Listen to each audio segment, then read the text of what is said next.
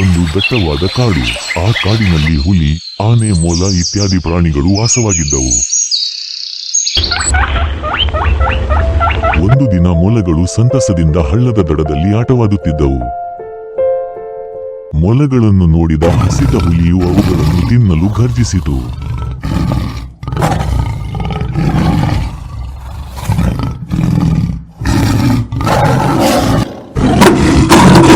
ಹುಲಿಯ ಘರ್ಜನೆ ಕೇಳಿದ ಮೊಲಗಳು ಆನೆಯ ಬಳಿ ಹೋಗಿ ಹುಲಿಯಿಂದ ರಕ್ಷಿಸಲು ಕೇಳಿಕೊಂಡವು.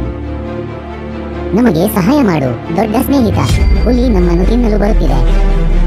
ಆಗ ಆನೆಯು ಮೊಲಗಳನ್ನು ತನ್ನ ಸೊಂಡಿಲಿನ ಸಹಾಯದಿಂದ ತನ್ನ ಬೆನ್ನಿನ ಮೇಲೆ ಏರಿ ಹೋಗುವಂತೆ ಹೇಳಿತು. ಬೇಗನೆ ನನ್ನ ಮೇಲೆ ಹತ್ತಿ, ನಾನು ನಿಮ್ಮನ್ನು ರಕ್ಷಿಸುತ್ತೇನೆ.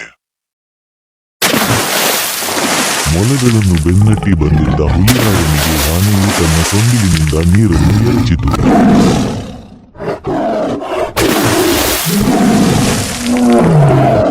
ನಾನು ಮತ್ತೆ ಮೊಲಗಳ ಹತ್ತಿರ ಹೋಗುವುದಿಲ್ಲ. ನೀರಿನ ರಭಸಕ್ಕೆ ಹೆದರಿ ಹುಲಿಯು ಓಡಿ ಹೋಯಿತು. ಮೊಲಗಳು ತಮ್ಮ ಜೀವ ಉಳಿಯಿತು ಎಂದು ಸಂತೋಷಪಟ್ಟವು. ಆನೆಗೆ ಧನ್ಯವಾದ ಹೇಳಿದವು. ಧನ್ಯವಾದಗಳು ಪ್ರಿಯ ಆನೆ, ನೀನು ನಮಗೆ ಜೀವ ಉಳಿಸಿದೀಯಾ.